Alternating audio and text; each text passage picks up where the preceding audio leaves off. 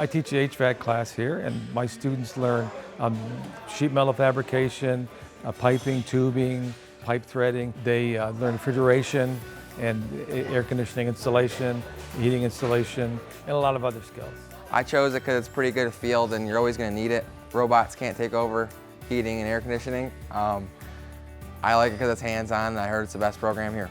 When students graduate, they can go to work in one of the unions, the pipe fitters union, the sheet metal union, or the plumbers union. They can also go to work for a service company or an installation company. They also might go to work for a plumbing company. We aren't really in the classroom, we aren't really doing a lot of online stuff, so if you like working with your hands, it's pretty good.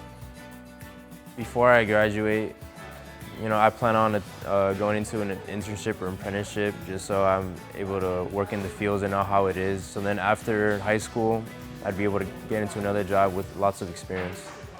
So some of the trades pay really, really well, and this is one of them. If they join one of the apprenticeship programs after they complete their apprenticeship, most of these students, are starting out making $20-some an hour when they graduate with no college debt and right out of high school. It's given me a career to go towards. I came here just so I had a job right coming out of high school so I could make good money as a young kid.